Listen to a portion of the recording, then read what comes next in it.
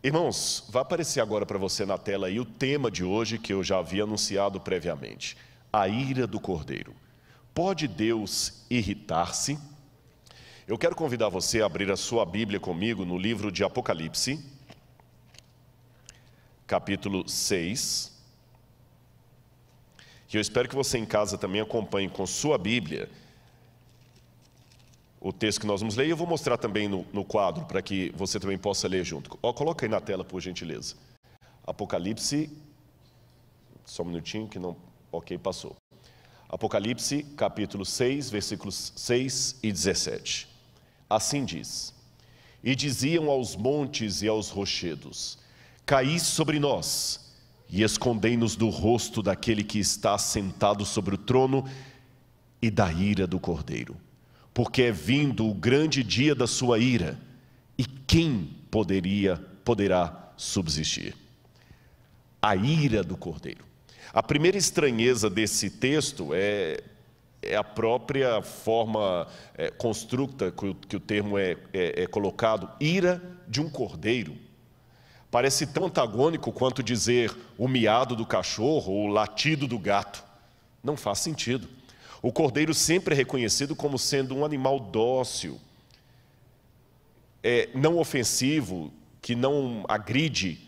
É lógico que alguns carneiros podem dar amarradas e chifres em alguém, bater e ser perigoso, mas o cordeiro, ou como diz no grego, arnion, quer dizer um cordeirinho mesmo, um filhotinho, simples. Ele ficar irado? É estranho nós imaginarmos isto, aquele cordeiro que nos ama, que deu sua vida por nós, agora está de repente irado.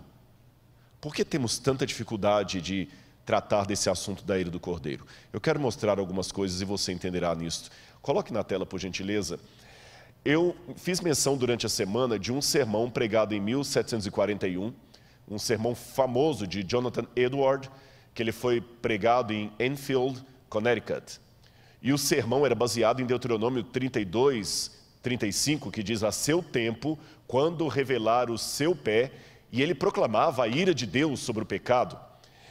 Os historiadores que colocam esse sermão de Jonathan Edwards como sendo um dos mais famosos sermões do mundo, eu fiz menção disso durante a semana, diziam que enquanto ele descrevia a cena do juízo de Deus e as labaredas do inferno abrindo a sua boca e engolindo os pecadores, que as pessoas ficavam tremendo, tão apavoradas, que elas se seguravam nos bancos da igreja com medo do chão desaparecer sob os seus pés e elas serem engolidas. Foi um dos sermões mais famosos da história.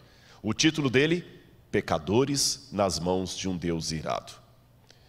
Se eu anunciasse aqui na igreja um sermão com esse título, Pecadores nas mãos de um Deus irado, muita gente ia começar a dar dislike sem ao menos assistir. Não faria muito sentido hoje falar de pecadores nas mãos de um Deus irado.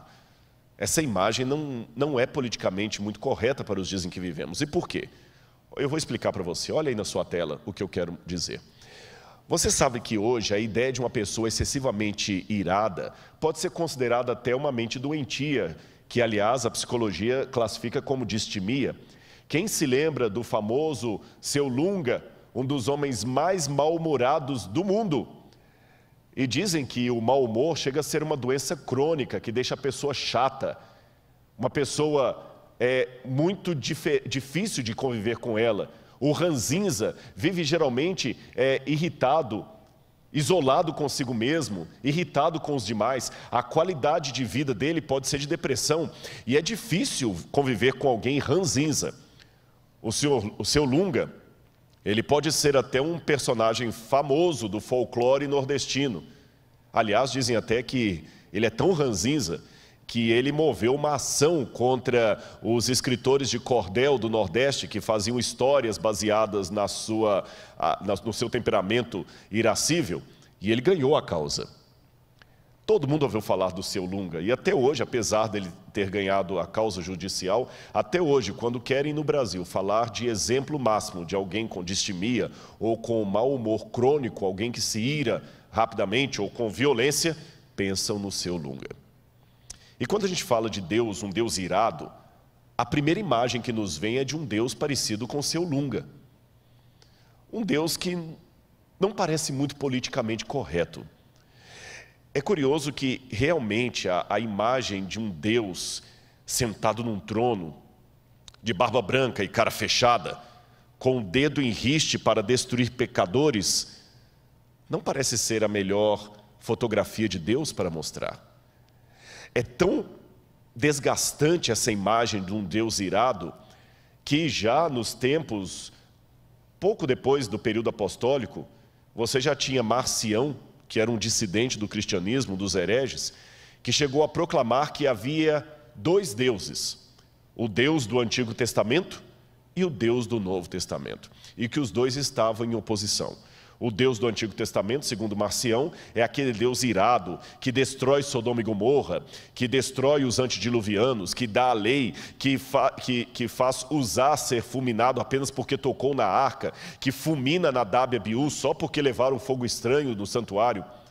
Já o Deus do Novo Testamento é o Deus que diz para a pecadora: vá e não peques mais, nem eu te condeno. É o Deus que oferece para a samaritana água, é o Deus que tem paciência com os apóstolos, é o Deus do Calvário. E os dois estão em franca oposição.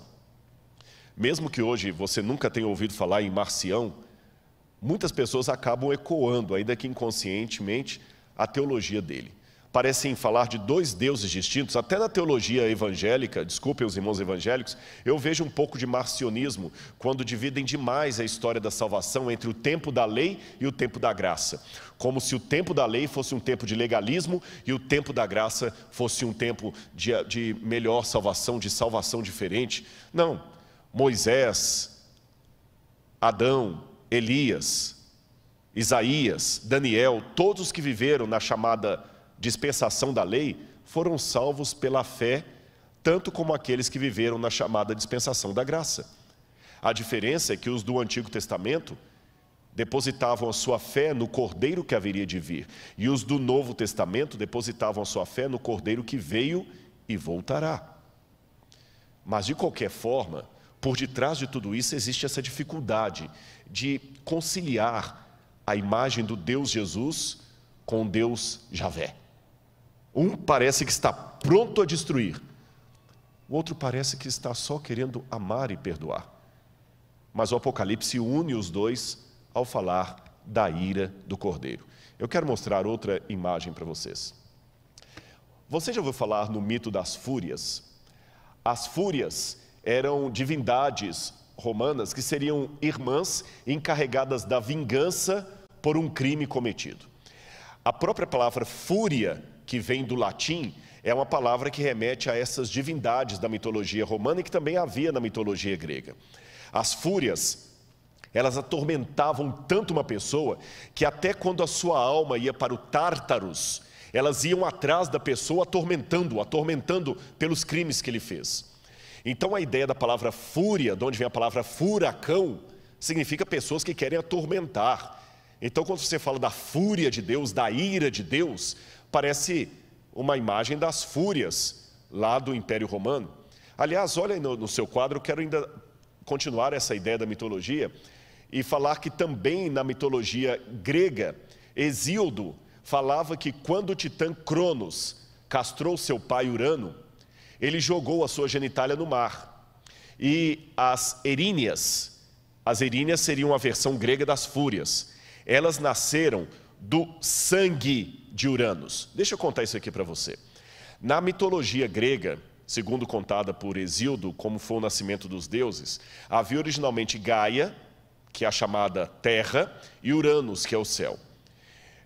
Uranos e Gaia coabitaram e tiveram 3 tipos de filhos. Tiveram os centimanos, tiveram os titãs e tiveram os cíclopes. E Uranos não gostava dos seus filhos, e ele sempre queria prender os filhos na barriga de Gaia. Só que os titãs se rebelaram contra o próprio pai, castraram o pai, E o sangue do pai caiu, e o membro do pai também caiu no mar. E ao cair no mar, aquela espuma que formou, tudo que bate na água do mar forma uma espuma, dessa espuma nasceu Afrodite.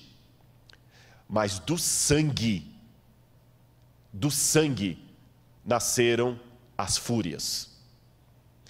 Isto mostra, de certa forma, uma origem até psicológica da fúria.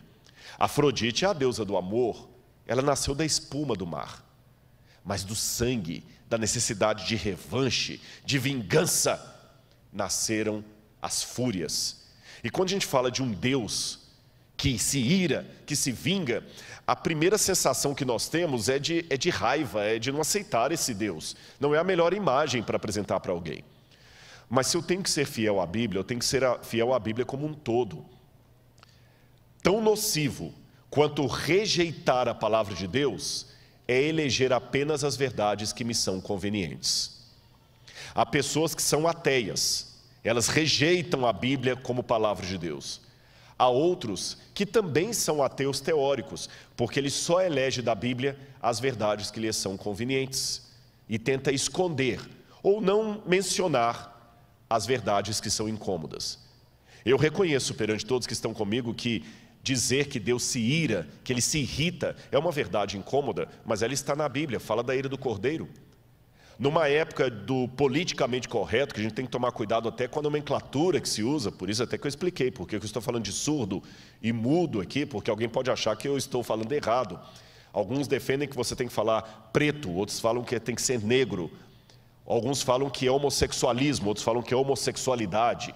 Numa época de tanta linguagem politicamente correta, que você tem que medir cada frase, alguns acham que se eu cumprimentar boa noite a todos, eu já estou sendo machista e patriarcal, porque eu tenho que falar boa noite a todos e a todas, e assim por diante.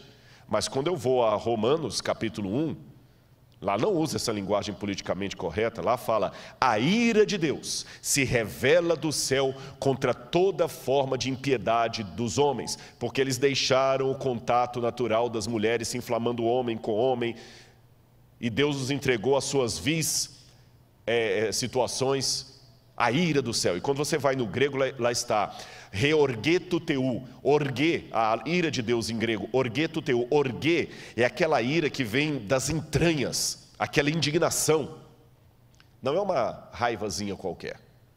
Vamos continuar o nosso passeio aqui para aprender mais alguma coisa.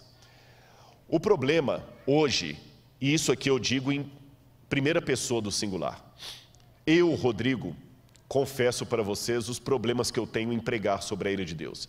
E eu até coloquei como título de propósito desse slide, o problema com a ira de Deus no mundo de likes. Eu vou explicar para você o que eu quis dizer com isso.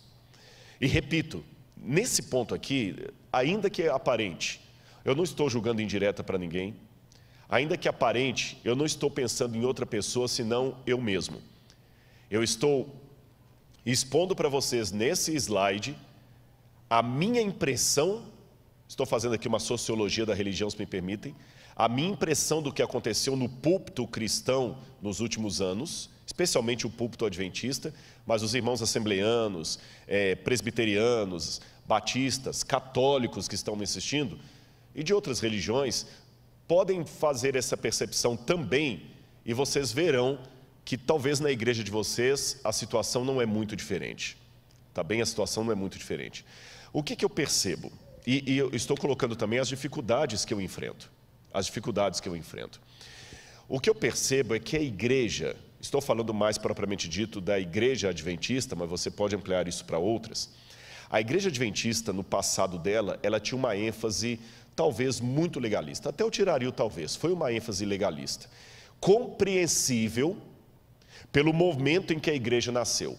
Compreensível, não necessariamente justificável. Você sabe que quando você nasce em determinado contexto, você tem que dar uma ênfase, alguma linguagem que ela pode ser um pouco extremista. A igreja adventista surgiu numa época em que a lei de Deus estava sendo completamente ridicularizada, colocada ao pé.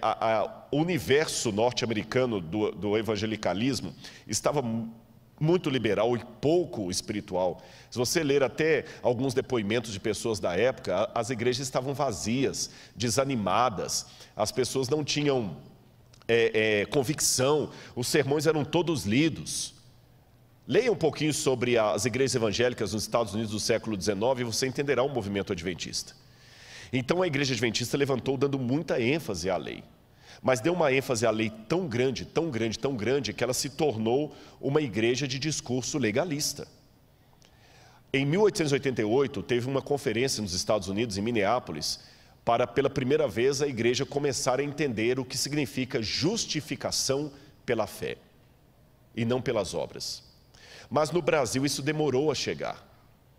No Brasil, até por volta dos anos 1980, o púlpito adventista ainda era muito, mas muito legalista, às vezes, na abordagem dele. Havia uma ênfase muito grande à doutrina em detrimento ao relacionamento. Quem é adventista de berço vai lembrar desse episódio que eu estou falando. Havia uma ênfase muito grande, que era muito dada às regras. Não pode isso, não pode aquilo outro. O dia de sábado era mais um dia de não podes do que um dia de pode. O próprio pastor Alejandro Bullion contava de uma experiência de uma família que, para poder ensinar para o filho a importância do sábado, chamava o sábado de o dia feliz. E quando chegava no sábado, papai, o senhor pode brincar comigo? Não, eu não posso brincar com você hoje. Por quê? Porque hoje é o dia feliz, está lembrado? Ah, tá bom. Papai, o senhor pode jogar uma bolinha comigo? Não pode. Pode andar de bicicleta comigo? Não pode. Por quê? Porque hoje é o dia feliz. Papai, você vai ficar na igreja hoje o dia inteiro, que tinha comissão à tarde, de manhã, era filho de pastor? Vou, mas por quê? Hoje é o dia feliz.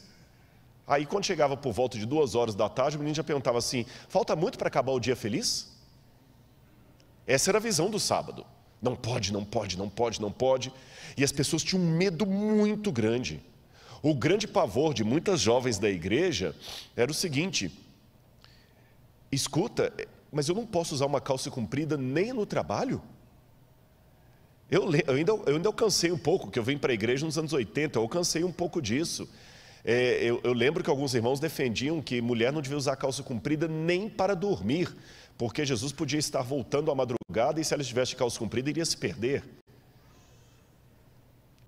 Era essa a ênfase. E doutrina, e doutrina. E quando você tinha as vigílias da igreja, eram vigílias para ficar estudando só Apocalipse 13, Daniel capítulo 2, e os irmãos sabiam de cor.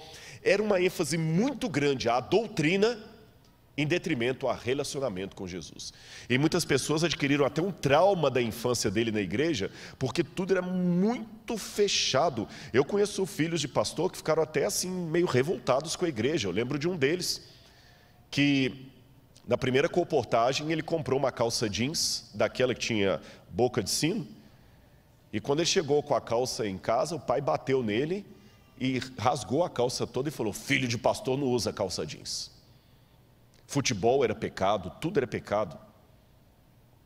Mas, felizmente, a igreja aprendeu a justificação pela fé no Brasil, e aqui eu faço um pleito de gratidão ao ministério do pastor Alejandro Bullion.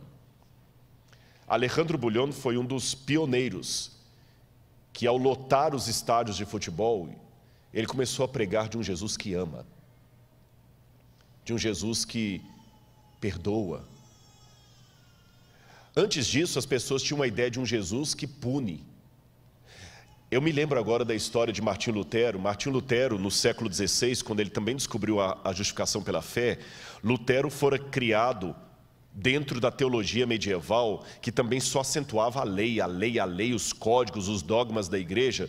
E Lutero chegava a dizer assim, eu tenho mais medo de Jesus do que qualquer coisa. E quando alguém o aconselhava a amar a Cristo, Lutero escrevia, amá-lo, eu odeio.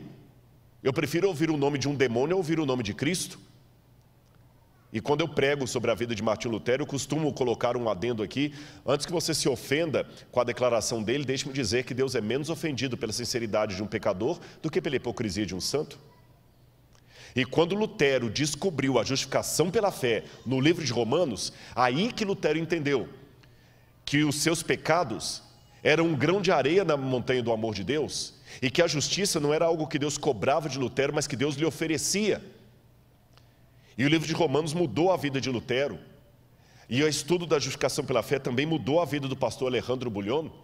E os que são mais vividos na igreja se lembram do próprio pastor Alejandro Bullion, em quem eu tomo licença de me inspirar aqui, Ele foi um dos pioneiros que teve a coragem de fazer algumas coisas que eu fiz essa semana aqui, quando eu revelei que eu ainda tenho questão com depressão, porque o Bullion foi um dos primeiros pregadores que teve a coragem de, num estádio para 10 mil pessoas, 20 mil pessoas, falar que ele estava perdido dentro da igreja.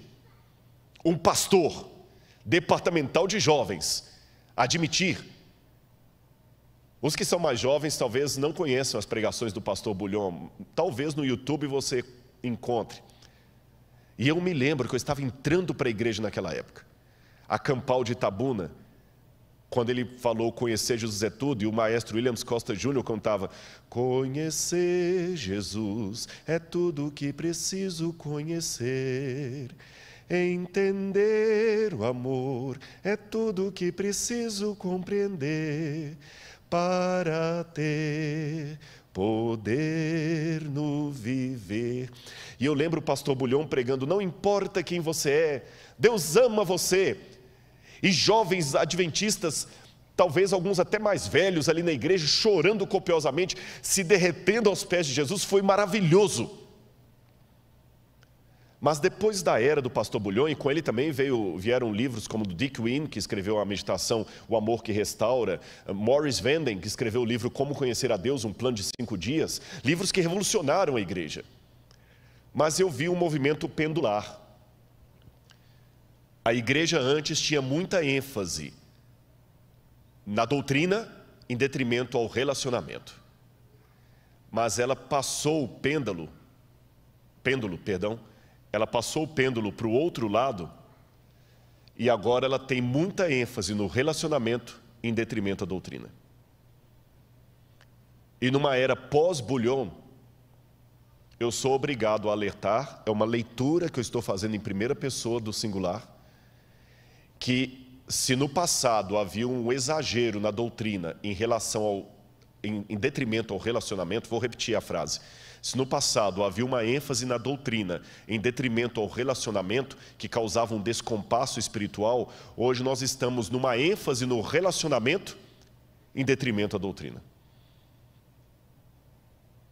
Eu vou até narrar nas músicas. Vocês já viram como é que eu sou apaixonado com Arautos do Rei. Olha a tônica no passado. Se Jesus viesse hoje, qual seria teu sentir? Talvez tu procurasses te esconder devido a algum pecado. Vocês perceberam? Perceberam a questão do medo? Não estou pejorando, não. Foi isso que me converteu. Estou apenas fazendo uma leitura. Olha a musiquinha da criança. Cuidado, olhinho com que vê. Cuidado, olhinho com que vê. Deus lá no céu está olhando para você. Olha a ênfase. Mas agora olha a ênfase de muitas músicas. Jesus te ama de qualquer jeito. Jesus não julga. Jesus não condena. É quase que uma sensação, desculpem a paródia que eu vou fazer, mas a sensação escatológica que eu sinto é essa: que depois do milênio, os ímpios vão ressuscitar, e quando Jesus for mandar descer o fogo do céu para... Não, Senhor, não faça isso, nós somos a coisa mais linda que o Senhor criou. O Senhor não vai ter coragem de destruir a gente, o Senhor não condena. Aí Deus, como um pai laço, dirá: vocês sabem que eu tenho coração mole, né? Eu não tenho coragem de destruir vocês. Ah, desculpa, gente, eu sei que eu falei que eu ia descer o fogo, mas não dá, eu não tenho coragem, desculpa, eu não tenho.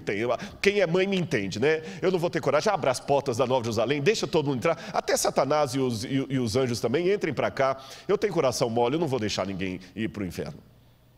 Desculpe a paródia, mas se com muito respeito eu fiz essa leitura da visão do passado, é a autocrítica que eu faço da geração a qual eu pertenço.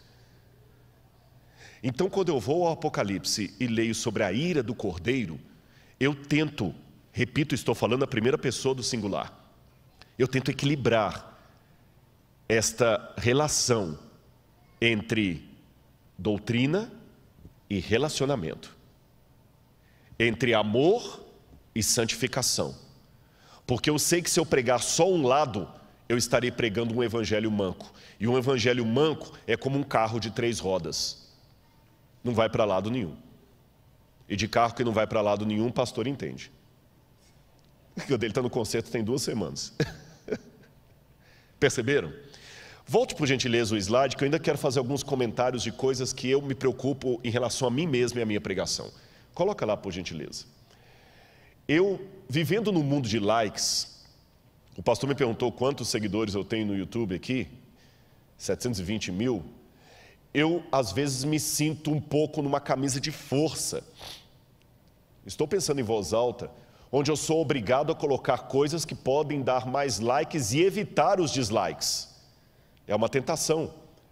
E para eu evitar os dislikes, eu vejo que hoje é proibido proibir. Eu vejo que hoje eu tenho que seguir o pêndulo homilético. Eu tenho que dar ênfase ao relacionamento em detrimento à doutrina. Porque se eu ficar falando de doutrina, muita gente não vai gostar. Eu tenho que ser descolado para eu ganhar likes. Não almas, likes. E em ser descolado, uma pergunta que eu faço para mim mesmo. Eu fico muito feliz, a igreja me deu um terno da Brooksfield, desculpa, é uma loja boa. Mas eu ainda me preocupo, não estou desdenhando o presente da igreja, de jeito nenhum, não é isso. Mas é uma reflexão que eu faço, eu me preocupo com aquela questão da modéstia cristã. E permitam-me aqui os irmãos, eu acho que muito tempo nós tivemos um discurso patriarcal ao falar da modéstia cristã, porque só falava da mulher. Modéstia cristã tem a ver com joias, com saia, mas a modéstia cristã não tem a ver também com a roupa do homem? Eu acho que o jeito que eu me visto pode ser um bom ou um péssimo testemunho a respeito daquilo que eu represento. E eu sei que eu tenho que me vestir de uma maneira jovial para atrair os jovens, mas eu, Rodrigo, fico pensando, será que eu não estou usando a desculpa da adequação para ser moderninho? Será que agora, sob a égide de atingir o jovem, eu estou aproveitando isso como desculpa para ser altamente vaidoso e descolado, sob a pretensão de que estou sendo assim apenas para atingir o jovem, que eu não quero para ser tiozão? Será que eu não estou tão preocupado em ser descolado que agora eu me vendo na minha identidade denominacional só para ser descolado e ter mais likes? É a preocupação que eu faço todo dia comigo mesmo. Continua, por favor. Outro problema. Às vezes a gente é obrigado a querer evitar o controverso, a não ser que gere mais likes. Eu só vou seguir o controverso se ele for alguma coisa que vai bombar na internet. Quem que é o público que mais assiste na internet?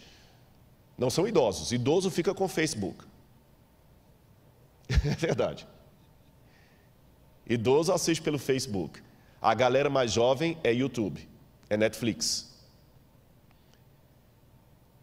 E a galera mais jovem, eles gostam do controverso que desafia a tradição, não o controverso que desafia a cultura deles.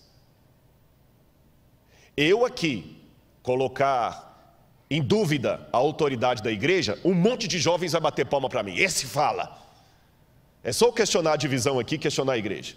É só falar contra os velhos da igreja, vai todo mundo, ei, é isso mesmo, valeu, blá, blá, blá. Nós temos que ensinar a igreja, esses velhos não entendem a gente, não tem diálogo, beleza, é isso aí, Rodrigão, você é o cara, é o nosso youtuber. Mas se eu questionar Anitta, se eu questionar joguinho de internet, se eu denunciar músicas populares, aí não é bom não. Não, aí a gente não gosta, aí para com isso. Como é que é o nome daquele maior youtuber? Eu esqueci o nome dele, aquele que tem mais de... É o Williamson Nunes e tem o outro também aí. Felipe Neto. Se eu detonar com o Felipe Neto aqui, Rodrigo Quadrado ele não entende. Se eu detonar, só eu estar mencionando o nome dos dois aqui, eu sei que alguém vai falar, Rodrigo, você não deveria falar do nome deles em público. Tem que respeitar, nós temos que ganhar esse pessoal. Você está muito com uma ideia de nós e eles. Cadê o amor? Nós temos que abraçar, você não pode detoná-los em público. Mas se eu julgar em direto aqui contra o pastor Ayrton Keller, aí vai ter um monte de retweet. Parabéns, isso mesmo, fala mesmo. Ou seja, eu tenho que evitar assuntos controversos, a menos que seja um controverso que atrai a juventude. Se eu escrever um livro, A Vida de Ellen White, os mais idosos da igreja e teologandos vão ler para cumprir a matéria de história do adventismo.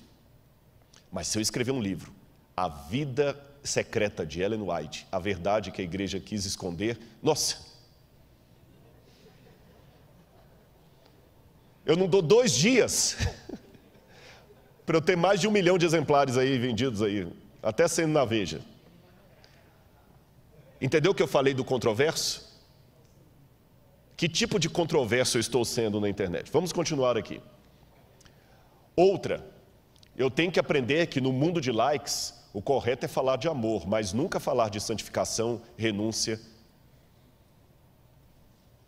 E por fim, pregar apenas verdades que são convenientes. Repito, irmãos, essa lista que eu apresentei aqui, Deus é testemunha. Eu não ia ser estúpido de mentir para o Espírito Santo. Deus é testemunha que essa lista eu fiz pensando no meu canal do YouTube. Essa lista eu fiz pensando na minha atitude. E não quero que você pense assim, o Rodrigo está falando isso porque ele é exemplo. Não. Eu estou falando que eu posso escorregar. E já escorreguei. Pode ser que amanhã eu coloque um vídeo que eu falo assim, gente, eu não deveria ter colocado esse vídeo. Meu Deus, que besteira que eu fiz. Às vezes eu dei uma resposta que não deveria ter dado. Mas eu estou apenas mostrando para vocês algo chamado alta crítica. E estou pedindo a Deus para que eu consiga o equilíbrio entre doutrina e relacionamento. Que eu pregue um Deus de amor, mas um Deus que pune. Que eu pregue um Deus que salva, mas um Deus também que destrói no lago de fogo e enxofre.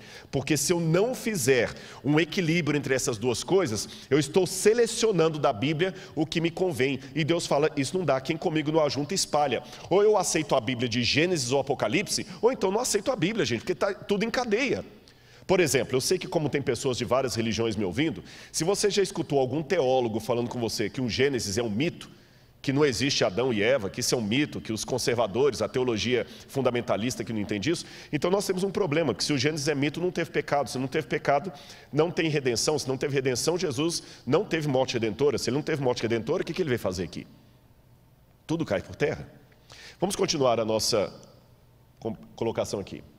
Agora Apocalipse 19, 13 e 15, fala da volta de Jesus numa forma muito interessante, que ali tem até um vídeo para vocês verem. Eu vou ler aqui, mas olha a imagem que está lá. Apocalipse 19, versos 13 e depois o verso 15. Quando fala de Jesus voltando, diz que ele está vestindo com um manto encharcado de sangue, e o seu nome é o Verbo de Deus. E fala no verso 15, da sua boca sai uma espada afiada para com ela ferir as nações. Ele mesmo as regerá com cetro de ferro. Ele mesmo é o que pisa o lagar do vinho, do furor da ira do Deus Todo-Poderoso. Eu já vi pessoas pregando, pois é, Jesus voltando com as manchas de sangue na sua roupa, o sangue redentor que ele derramou na cruz do Calvário. Com todo respeito aos irmãos que entendem assim, eu discordo. Esse sangue que está nas vestes de Jesus não é o sangue que ele derramou na cruz do Calvário. Sabem que sangue é esse? A imagem é dantesca. É o sangue dos ímpios que ele está pisando, porque a Bíblia fala que ele vem para pisar o lagar do furor, da ira do Deus Todo-Poderoso. E é desse pisado do lagar, do furor, que ele tira aquele vinho amargo e distribui a 7 anjos em 7 taças para derramarem sobre o sol, sobre a lua, sobre o mar, sobre os adoradores da besta, as pragas que vão cair depois do fechamento da porta da graça, e que eu falei que gotas delas já estão sendo derramadas hoje, gotas, para a gente ter uma ideia do que vai acontecer depois. Olha essa imagem que eu vou mostrar para você, e você vai ver o que é um lagar, que muita gente não sabe o que é um lagar. Biblicamente falando, o lagar, aqui, só um minutinho, fugiu aqui um, o lagar está aí. Esta é a imagem do lagar.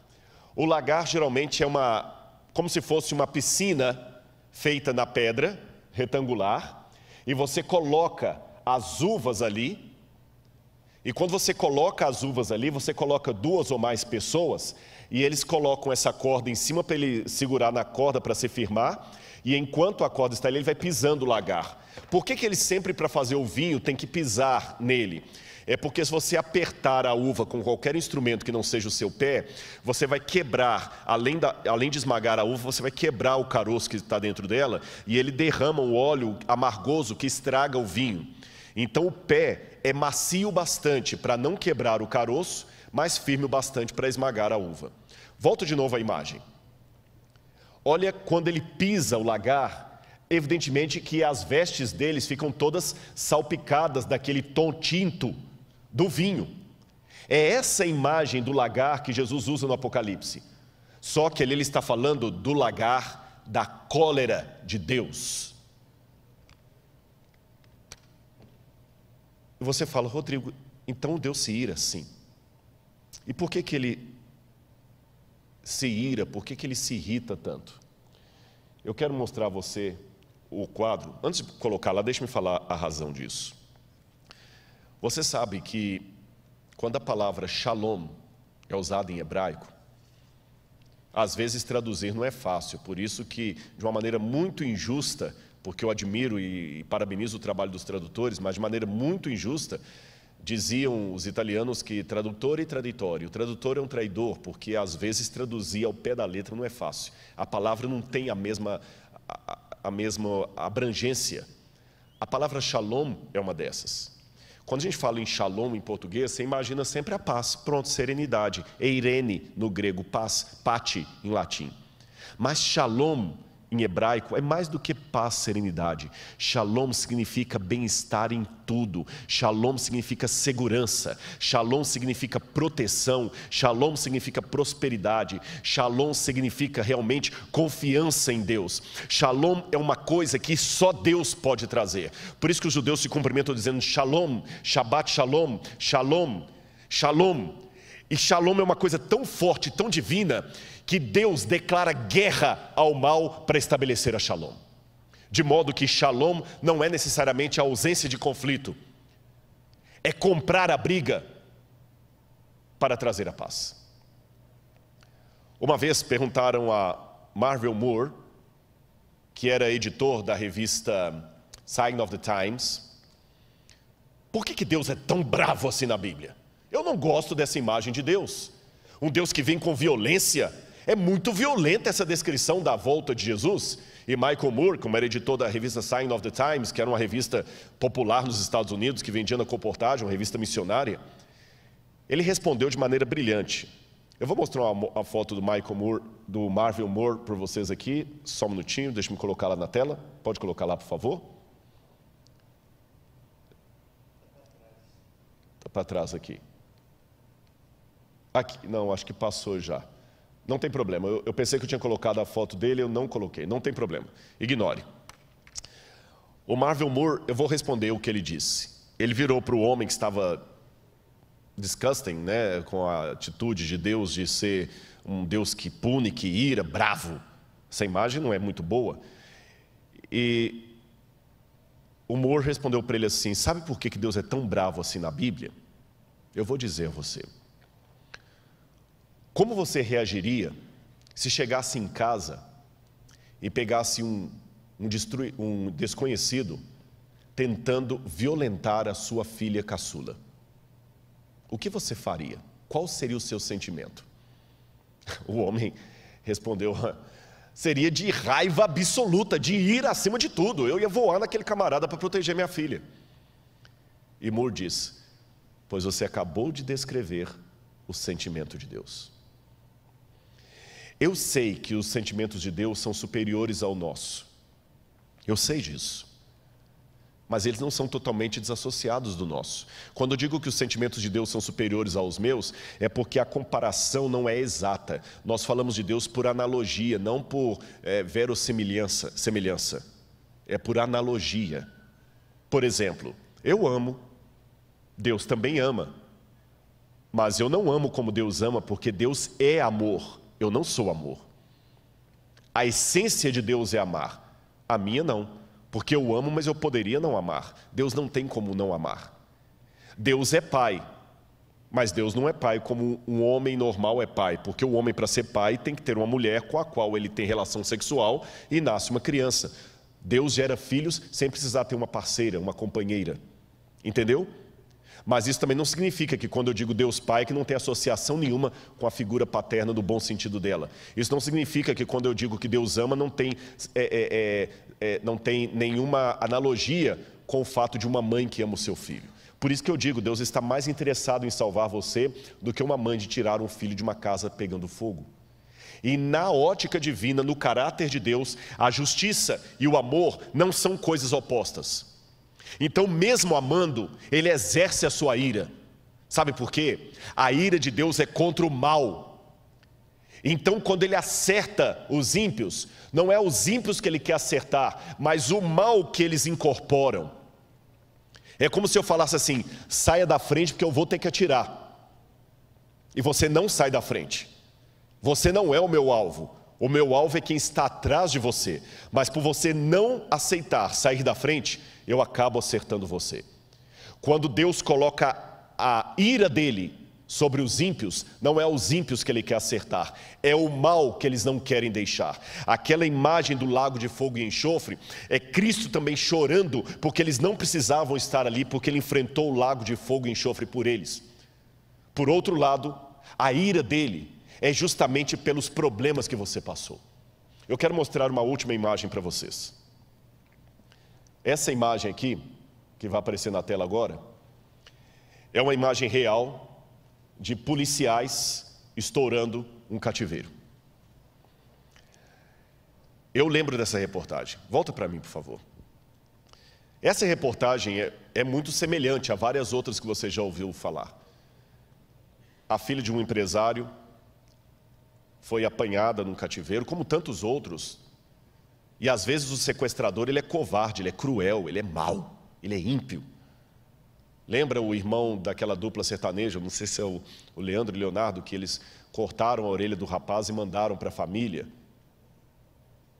Agora imagina a aflição da família. E essa menina estava, se eu não me engano, há semanas na mão dos sequestradores. E a polícia conseguiu descobrir, através da inteligência, onde aquela menina estava. E a polícia foi estourar o cativeiro. E quando eu vi a imagem, porque era essa época que tinha esses policiais que acompanhavam com o cinegrafista, quando eu vi a reportagem, eu entendi o significado da expressão estourar o cativeiro, porque literalmente é isso, estoura o cativeiro. E até o apresentador, que também entendia do mundo policial, explicava para todos, na época, telespectadores, hoje não se usa mais essa expressão, hoje é só espectadores, porque muitos vêm pela internet, mas os telespectadores, ele explicava o porquê daquilo ali. Ele queria dizer, olha, eles têm que fazer isso porque é um jogo psicológico. Eles têm que mostrar para o bandido que eles estão com raiva do que ele fez e que a sociedade está indignada. Isso torna o bandido desnorteado. E, irmãos, foi muita coisa, parecia cena de filme de guerra, cena de guerra. Aqueles dois policiais que estavam indo no mato, não eram ninguém perto do grande batalhão que estava ali. Eles foram primeiro, assim, de maneira silenciosa, com cães farejadores, já sabiam a casa onde estava a menina, tinha uns 2 ou 3, não lembro, miliantes lá dentro. E de repente, quando o comandante deu o sinal pelo rádio, todos parece que eram ensaiados. Fizeram barulho ao mesmo tempo, apareceu um helicóptero não sei de onde, começaram a jogar bombas de efeito, com bomba, aquela coisa, e o cara tipo um megafone, dizendo assim, a casa caiu, parado, e começou um pulando para lá, mas engraçado, que eu repito, eu não lembro quantos miliantes estavam na casa, mas eles saíam, eu digo mesmo, como rato, sabe quando você dedetiza uma casa, começa a sair aquele monte de barato ou rato do bueiro? Foi assim, eles começaram a pular, um pulou, o outro pulou, daqui a pouco um pulou, o policial estava com o repórter atrás, baixa, a casa caiu, abaixa, o cara estava sem camisa assim, abaixou, e o sniper assim, bomba, e alguns começaram a atirar para cima, mas foi uma coisa tremenda.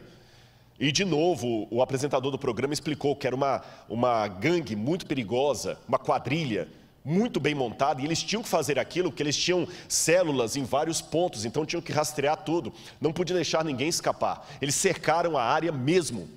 E é lógico que todo aquele barulho, toda aquela explosão e cachorro latindo, aquela coisa que assustou os bandidos, assustou evidentemente a moça que já estava apavorada.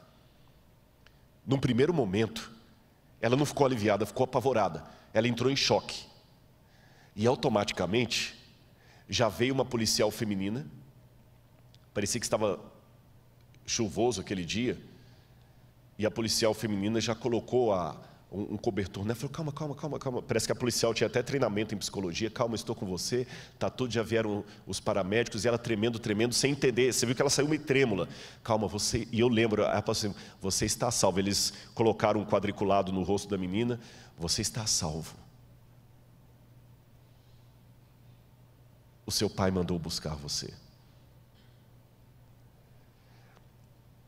Meus amigos, meus irmãos, a volta de Jesus é descrita na Bíblia com barulho, som de trombetas, terremotos, a terra vai entrar em combustão.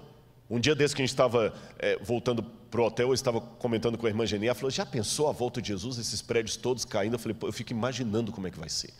A terra vai se abrir, vai vir fogo, vai vir raio do céu, barulho, terremoto, trovão. Não se preocupe.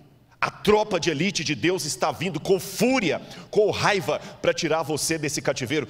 Meu irmão, na Bíblia não diz que é pecado nós irarmos. Irai-vos e não pequeis. A Bíblia fala que eu não devo ter rancor, falta de perdão, mas a ira contra o pecado eu tenho direito a ter. A indignação com que o diabo está fazendo comigo e com você, eu tenho o direito de ter. Deus me deu esse direito legítimo. Ter paciência no sofrimento e na provação que eu tanto preguei, não significa masoquismo, não significa gostar de sofrer. E quando um pregador se levanta com indignação e denuncia algumas coisas do púlpito, não é por amor do panfletário, é uma indignação coletiva do que está acontecendo nesse mundo. Eu estou indignado por haver crianças morrendo na África. Eu estou indignado por haver crianças morrendo no Brasil. Eu estou indignado porque há mulheres que estão apanhando do marido em casa. Eu estou indignado pelo que o diabo está fazendo na minha vida. Eu estou indignado até com os erros que eu cometo, ou que o diabo às vezes me faz cometer. Alguns voluntários, outros levados, não importa. Eu estou indignado pelo que está acontecendo com você. Então Deus está voltando. Ele fala assim, basta, o diabo já foi longe demais. E sabe aquele pai que entra para defender sua filha e luta com o bandido? Deus está voltando para lutar por você. É por isso que a volta de Jesus é uma cena de ira do Cordeiro. Ele vem. Eu espero que você não seja atingido pela ira de Deus, porque como eu falei, o alvo da ira de Deus não são os ímpios. O alvo da ira de Deus é aquilo que o ímpio voluntariamente abraçou e não quis soltar. Quando o fogo de Deus desce contra os ímpios e o diabo, o alvo deles não é os ímpios, o diabo, porque o teu diabo, na verdade, é um apelido que ele teve depois. Ele era um anjo. A dor de Deus em destruir o anjo é a dor de um pai de enterrar um filho que morreu por overdose de drogas, que para quem não tem sentimento é apenas mais um rapaz envolvido com drogas, mas para o pai, a mãe é diferente. Para mim é mais um drogado. Eu posso até falar que é um vagabundo, um drogado, mas para a mãe, ela vê aquele drogado, ela sabe que ele saiu da barriga dela. Ele mamou no seio dela, ela o viu dando os primeiros passos. E agora o ver na Cracolândia, morrendo com overdose, roubando para alimentar o vício, isso dói numa mãe. A mãe do pior bandido tem um misto muito grande, porque ela sabe que ele é um marginal, que ele matou, que ele é cruel, que ele é líder do tráfico, mas ele saiu dela. Eu não consigo imaginar que Deus terá prazer em destruir o diabo, porque para mim ele é o diabo. Mas Deus o viu como um anjo que foi criado, Deus o viu emitindo as suas primeiras palavras, Deus o viu quando ele ainda era um ser de luz no céu. Deus não tem prazer na morte do ímpio, isso está na Bíblia. Mas Deus tem que destruir o mal. E se o diabo, por decisão própria, quis incorporar o mal nele e ficar agarrado ao mal, Deus o destruirá porque vai destruir o mal que está nele e ele vai junto. E assim vale por todos os ímpios. Mas este destino do diabo e daqueles que se unirem a ele não precisa ser o seu destino. Você pode estar do lado da luz. Então, enquanto o quarteto vem aqui à frente, eu pedi que eles cantassem de novo a música de Breve Jesus Voltará, porque eu imagino e quero levar a sua mente agora comigo como uma projeção mental ao futuro. Hoje é apenas uma imaginação, que em breve se tornará uma realidade. O mundo estará consumido pelo caos. As pragas caindo agora sem mistura de misericórdia. O mundo envolvido nas trevas, nas mãos do anticristo. O povo de Deus sendo perseguido. Uma confusão geral. Alguns tendo falta de água potável para beber, outros de pão.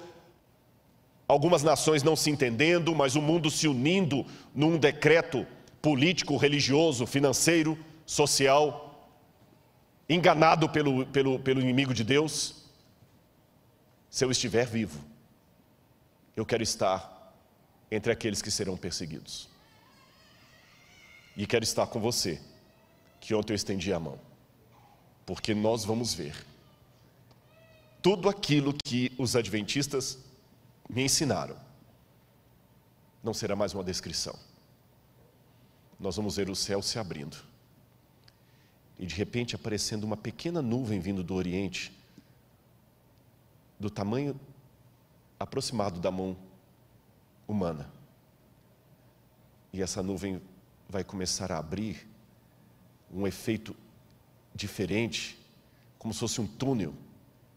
E imagine a glória que será ver pela primeira vez um anjo de Deus cruzando o céu. Um anjo e outro anjo, e o mundo inteiro vai ver, o mundo vai parar de alguma forma, que eu não sei como, porque o mundo é esférico, o mundo vai ver. E as pessoas vão começar a comentar e vão mandar o WhatsApp, se a internet ainda estiver funcionando: olha para o céu, olha para o céu. E alguns desesperados, os comportamentos serão distintos. Alguns vão pedir as rochas para cair em cima deles, outros vão ser destruídos, talvez pelos prédios caindo. Outros vão falar assim: tá, alguma coisa está errado, não é certo. Vão protestar, vão cuspir, vão blasfemar. E ele vai vir com poder e grande glória, e outro anjo, e mais outro anjo. E tudo aquilo que eu aprendi com a Sueli, quando ela me deu estudo bíblico pela primeira vez. E a irmã dela ainda me falou que essa semana ela sonhou comigo e com a volta de Jesus. Ela falou: Rodrigo, essa semana a Sueli teve muitos problemas emocionais, e ela falava toda hora: eu sonhei com o Rodrigo e com a volta de Jesus. Jesus voltando. Não vai ser mais um sonho. Eu apelo a você, meu irmão, minha irmã, prepare-se para o dia da volta de Jesus. A ira do Cordeiro é contra o mal. A ira do Cordeiro é a seu favor. Lembre-se agora, em nome de Jesus, de tudo que o diabo já fez com você. As lágrimas que você derramou. Lembre as ofensas que você recebeu, as injúrias, as doenças que você teve que enfrentar, as orações não respondidas, as perguntas que você fez sem ter entendimento. Lembre as vezes que você só fez o bem e só teve problemas. Lembre as vezes que você foi um Jó do século 21. Lembra todos os momentos de dor. E entenda, Deus está indignado. Ele está indignado. Todas as vezes que você sofreu problema de racismo, todas as vezes que você sofreu problema de indignação, todas as vezes que você sofreu violência doméstica, Ele está indignado. Também está indignado todas as vezes que você pecou, porque Ele perdoou você, mas Ele sabe o que levou você ao pecado. E Ele vai voltar com poder e grande glória. Breve Jesus voltará. E eu quero estar com você naquele dia. Esta música para mim, com as várias versões que ela já teve, deveria ser o hino oficial da Igreja Adventista do Sétimo Dia. A volta de Jesus. Eu ainda creio. E quero ter você comigo. Preste atenção nessa música.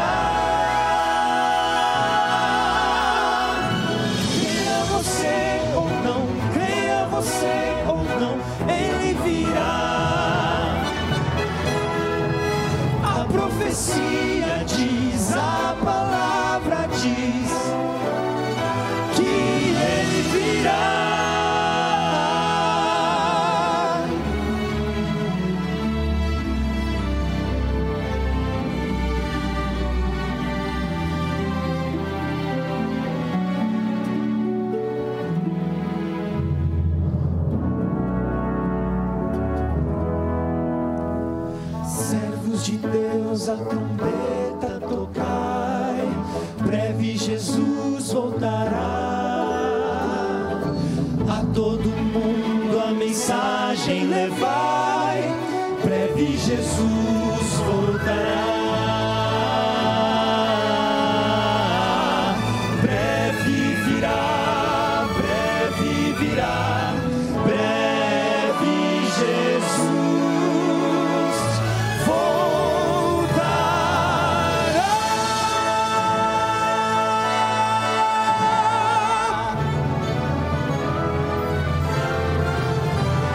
Esteja preparado para quando Ele voltar.